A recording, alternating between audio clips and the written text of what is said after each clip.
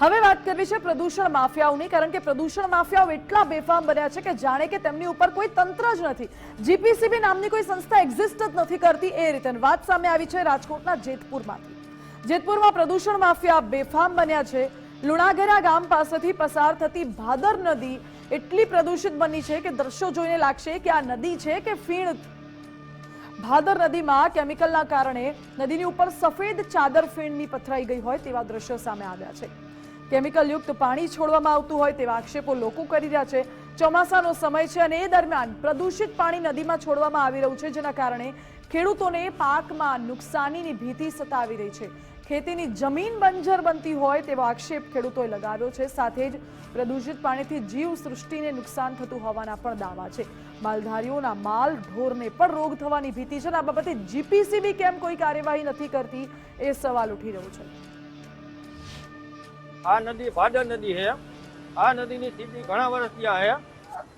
આ નદીમાં કેમિકલ યુક્ત વર્ષોથી પાણી આવે છે અને આની રજૂઆત ઘણા વર્ષથી કરી પણ આનો કોઈ ઉકેલ આવતો નથી. આ નદીનું પાણી ખેતીમાં પાવાથી ઘણું નુકસાન કરે છે, જાનમાલને નુકસાન કરે, નાના મોટા જીવને નુકસાન કરે છે. શાકભાજી ફળ હાથે કઈ વાવ્યું હોય તો એમાં રોગચાળો થાય છે. આ કેમિકલ યુક્ત પાણી વહેલી તકે બંધ થાય ને એવી અમારી માંગણી છે. આ કેમિકલ વાળો કચરો કાયમીને માટે આમાં જે છોડે છે, જે લોકો માફિયા લોકો જે હોય ને સરકાર પગલાં લેવી અમારી. આનાથી નુકસાન એટલું થાય છે કે માણસને ચામડીના રોગ થાય છે, શરીરમાં નુકસાન થાય, ખેતીવાડીમાં નુકસાન થાય છે. અવારનવાર માણસ જાતા હાથ પગ ધોળક નાય તો એને નાહવાની ઈચ્છા ન થાય, કારણ કે આ પાણી કચરો એટલું. આ ભાદરબેમાં જાય, ભાદરબેમાં જાય ન્યાય લોકો પીવામાં ઉપયોગ કરે, નીચે ખેતીવાડીમાં જાય તો એને કેટલું થતું હોય તો નીચેવાળાને થોડુંક ધ્યાન દેવાનું જરૂર. ત્યાંનો આંદોલન કરો, કાંઈક કરો, પણ આ કચરો બંધ કરાવો એવી અમારી અરજ છે. આ ત્રીજો ચોથો રાઉન્ડ છે આનો, આ એક નથી. આવા તો વરમાં 2-3 પાણીના કચરા આવે છે. અત્યારે જોવો તમે આ પાણી. તો ભાદર નદીમાં પ્રદૂષણ બાબતે જેતપુર ડાઇંગ એસોસિએશનના પ્રમુખે નિવેદન આપ્યું છે, કારણ કે અત્યાર સુધી ભાદર નદીમાં પ્રદૂષણ થતું હતું ત્યારે આરોપ જેતપુર ડાઇંગ મિલ ઉપર લાગતા હતા.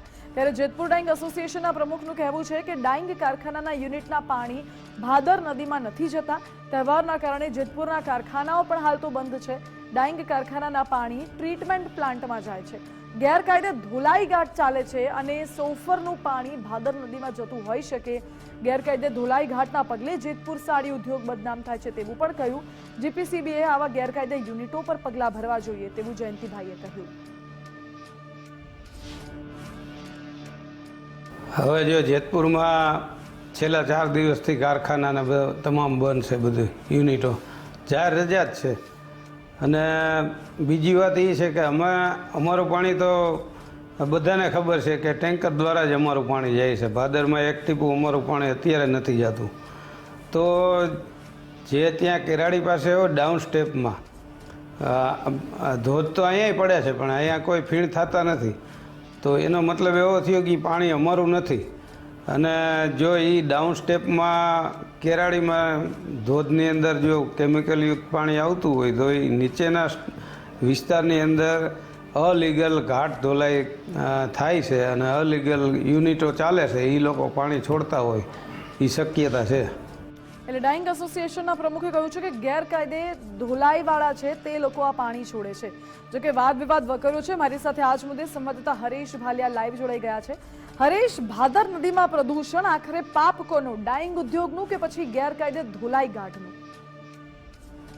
જે ચોક્કસથી જો વાત કરવામાં આવે તો જેતપુરનું પ્રદૂષણનો જે પ્રશ્ન છે તે વર્ષોથી પ્રશ્ન એ જ છે કે કલર કેમિકલ યુક્ત પાણી છે સીધું નદીમાં છોડવામાં આવી રહ્યું છે.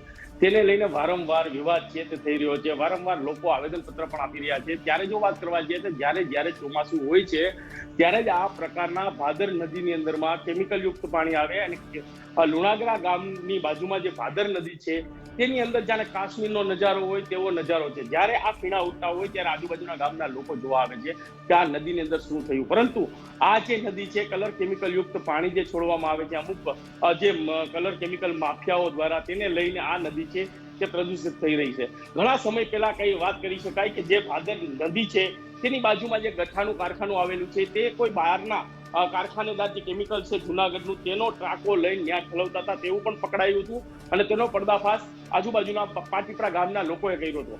તો હવે તો એક જ સવાલ ઉઠ્યો છે કે આ ફરીથી ટેન્કરો ચાલુ કરાવવામાં આવ્યા છે શું છે.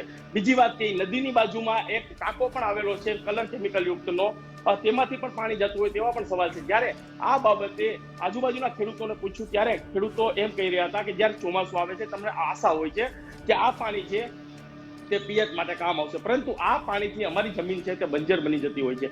બીજી વાત મહત્વની એ છે કે આ ભાદર નદીનું પાણી છે તે ભાદર 2 ડેમ સુધી જાય છે અને એની ઉપરવાસમાં જે ઘેડ વિસ્તાર છે તે ઘેડ વિસ્તારની અંદરમાં પિયતમાં અને પીવા માટે આ પાણી ઉપયોગ લેવામાં આવે છે, પરંતુ તેનો પણ રિપોર્ટ ક્યાંક ને ક્યાંક છે તે ફેલ આવે છે અને આ પાણી ફિલ્ટર કરી અને પછી ઢાવા દેવામાં આવે છે. એટલે કહી શકાય કે ઠેઠ લગી કલર કેમિકલ યુક્ત પાણી છે. ત્યારે આ બાબતે જ્યારે ડાઇંગ એસોસિએશનના પ્રમુખ જયંતિભાઈ રામોલિયા સાથે વાત કરવામાં આવી ત્યારે તે પોતે પણ કહી રહ્યા છે કે સાતમના આઠમની જે રજા છે તેને લઈને કારખાના બંધ છે, પણ અમુક એવા તત્વો છે કે જે ગેરકાયદેસર પોતાના ઘાટ ને સોફર ચલાવી રહ્યા છે તે છોડતા હોય તેવા પણ આક્ષેપ છે તે કરવામાં આવી રહ્યા, પરંતુ એકાબીજા માટે ઢાક પીછોડા કરવામાં આવી રહ્યા છે. પરંતુ વારંવાર જીપીસીપી ને કહેવાથી જીપીસીપી કેમ આ કોણ કેમિકલ માફિયાઓ છે કોણ ઠલવે છે એને પકડી નથી શકતું. થોડા દિવસ પહેલા જોયું કે ઇન્કમ ટેક્સની રેડમાં જીપીસીપીના રાજેશ ચૌહાણ પકડાયા હતા. એટલે ક્યાંક ને ક્યાંક આમાં જીપીસીપીની મિલીભગતથી આ તંત્ર ચાલતું હોય તેવું લાગી રહ્યું છે. પોતે પોતાના ગીચા ભરવામાં ખેડૂતોની અત્યારે હાલત ખરાબ થઈ રહી છે. ભાદર નદી વર્ષોથી પ્રદૂષિત થઈ રહી છે, લોકો એની અંદર નીકળી નથી શકતા. જો આપણો હાથ અડી જાય તો પણ હાથની અંદર નુકસાન થાય, ફોડકા થાય, આવી પરિસ્થિતિ થાય, છતાં પણ કહી શકાય કે વારંવાર રજૂઆત છતાં પણ તંત્ર કોઈ પગલા લેવામાં નથી આવતા. જો લોકો રજૂઆત કરે છે પણ જીપીસીપી કેમ આમાં ધકતું નથી, ખાલી તપાસના વાયદા કરી અને મેકી દે છે. ક્યાંક ને ક્યાંક પોતાના ગીચા ભરવામાં મસૂર હોય તેવું લાગી રહ્યું છે. જી હરેશ, સવાલ એટલા માટે પણ ઉઠાવવા પડે છે કારણ કે જેતપુરમાં ભાદર નદીનો જે આ મુદ્દો છે હાલનો નથી, એ છેલ્લા ઘણા સમયથી જેતપુરમાં આ રીતે પાણીમાં પ્રદૂષણ થાય છે, કેમિકલયુક્ત પાણી ભળી રહ્યું છે. શું ટ્રીટમેન્ટ પ્લાન્ટમાંથી આ કેમિકલયુક્ત પાણી આવે છે કે પછી ગેરકાયદે ધોલાઈ ઘાટમાંથી? અને જ્યાંથી પણ આવતું હોય જીપીસીબી કેમ કોઈ કાર્યવાહી નથી કરતું? આશીર્વાદ છે, મિલીભગત છે કે પછી શું મામલો છે? વર્ષોથી જે પ્રકારે ભાદર નદી પ્રદૂષિત થઈ રહી હતી એનું કારણ એક જ હતું કે ભાદર નદીની અંદરમાં ડાઇંગ એસોસિએશનની જે ચેનલ, જે કહી શકાય કે ગટરની ચેનલ જે આવી રહી હતી તેમાંથી સીધું પાણી તેમાં જઈ રહ્યું હતું. પરંતુ નવા પ્રમુખ જ્યારે બન્યા જયંતિભાઈ રામોલિયા, ત્યારબાદ એને આખો આ પ્લાન્ટ છે તે ફેરવી નાખ્યો અને તમામ ગટરો છે તે તોડી પાડવામાં આવી અને 4 જગ્યા ઉપર ફિલ્ટર પ્લાન્ટ બનાવવામાં આવ્યા કે જે કોઈના કલર કેમિકલ યુક્ત પાણીના ટાંકા હોય તે સીધા ત્યાં કરીને ફિલ્ટર પ્લાન્ટ ઠલવવામાં આવે, ત્યાંથી શુદ્ધ કરીને પછી પાણી જે ખેડૂતોને દેવાનું હોય તે દેતા હોય છે. પરંતુ આમાં ક્યાંક ને ક્યાંક જે કારખાનેદારો છે તેમાં જોડાયેલા નથી. એટલે કહી શકાય કે 13 થી 1400 કારખાનેદારો જ આ એસોસિએશનમાં જોડાયેલા છે. ઓમ આપણે જોવા જઈએ તો 2800 થી 3000 કારખાનાઓ છે. તો અમુક જે છે તે ગેરકાયદેસર છે. એટલે મને એવું લાગી રહ્યું છે કે આ ગેરકાયદેસર કારખાનેદારો છે રાતોરાત ભાદર નદીની અંદરમાં પાઇપલાઇન નાખીને ઠલવતા હોય એવું લાગી રહ્યું છે. આની પહેલા પણ ગુજરાત ફર્સ્ટે પર્દાફાશ કર્યો હતો, જે હોકરાની નહેરમાં જઈ અને અંદર જઈને આપણે ભૂંગળા બતાવ્યા હતા. એટલે આ પ્રકારે જે કેમિકલ માખિયાઓ છે તે રાત્રિના સમયે પાણી છોડતા હોય અને સીધું ભાદરમાં જતું હોય, તેને હિસાબે અત્યારે આ પ્રદૂષિત પાણી છે તે નદી થઈ રહી છે. એક બાજુ જોવા જઈએ તો આ પાણી છે તે ખેડૂતને આશા હોતી હોય છે કે આ પાણી પિયત માટે કામ આવશે, પરંતુ આ પરિસ્થિતિ જોઈને ખેડૂતો પણ મૂંઝાઈ જાય છે. આ પાણીથી ખેડૂતોની જમીન છે તે પણ બંજર બની રહી છે. એટલે કહી શકાય કે આ જયંતિભાઈ રામોલિયા પણ કહી રહ્યા છે કે જે આવા લોકો હોય તેની પાસે કાયદેસરની કાર્યવાહી કરવામાં આવે, પરંતુ પ્રદૂષણના અધિકારીઓ ખાલી હાથ રાખી અને હાઈલે આવતા હોય, પોતાનું ગીચા ભરતા હોય તેવું લાગી રહ્યું છે. જી હરેશ, બિલકુલ આભાર આપનો. એટલે માત્ર ને માત્ર અધિકારીઓને પોતાના ખિસ્સા ભરવામાં રસ છે અને કોઈ કાર્યવાહી કરવામાં નહીં એવું સ્પષ્ટપણે જણાઈ આવે છે. કારણ કે જેતપુરમાં ભાદર નદીમાં પ્રદૂષણનો આ મામલો કોઈ આજકાલનો નથી, ઘણા સમયથી ચાલી રહ્યો છે. ઘણી વખત લોકો રજૂઆતો કરી ચૂક્યા છે, ખેડૂતો રજૂઆત કરી ચૂક્યા છે. કારણ કે આ જે પાણી છે આ પાણીનો ઉપયોગ ખેતી માટે કરવામાં આવે છે, ખેતીની જમીન બંજર બનતી હોય તેવો પણ આરોપ ખેડૂતો લગાવી ચૂક્યા છે. ખેતીને નુકસાન થાય છે, પ્રદૂષિત પાણીથી જીવ સૃષ્ટિને નુકસાન થાય છે, સાથે જ રોગચાળો ફાટી નીકળવાનો ભય સતાવી રહ્યો છે. માલધારીઓના માલઢોરને પણ રોગ થવાની ભીતિ સતાવી રહી છે. સમસ્યાઓ અનેક છે. જીપીસીબીને રજૂઆત અનેક વખત કરવામાં આવી, ફરિયાદ પણ કરવામાં આવી, પણ કેમ જીપીસીબી કોઈ કાર્યવાહી નથી કરતું એ પણ સવાલ છે. શું જેતપુર ડાઇંગ ઉદ્યોગનું પાણી આ નદીમાં ઠાલવવામાં આવે છે કેમિકલ યુક્ત પાણી, કે પછી એ ગેરકાયદે ધોલાઈ ઘાટ છે? આ દ્રશ્યો જોઈને એવું તો ના કહી શકાય કે ગેરકાયદે ધોલાઈ ઘાટના કારણે નદીની આવી હાલત થઈ જશે, આવી અવદશા થઈ જશે અને પાણીમાં આટલા ફીણ થઈ જશે. જેતપુર ડાઇંગ ઉદ્યોગમાં એવા કયા તત્વો છે કે જે તત્વો આ પ્રકારે નદીમાં કેમિકલ યુક્ત પાણી ઠાલવી રહ્યા છે? જીપીસીબીના આશીર્વાદ પણ છે તેમના ઉપર. કોના આશીર્વાદથી પ્રદૂષણ માફિયાઓ બેફામ બન્યા છે એ સવાલ ઉઠી રહ્યો છે. કોની રહેમ રાહે પ્રદૂષણ માફિયાઓ બેખૌફ પ્રકૃતિની હત્યા કરે છે? એવા સવાલો અનેક ઉઠે છે.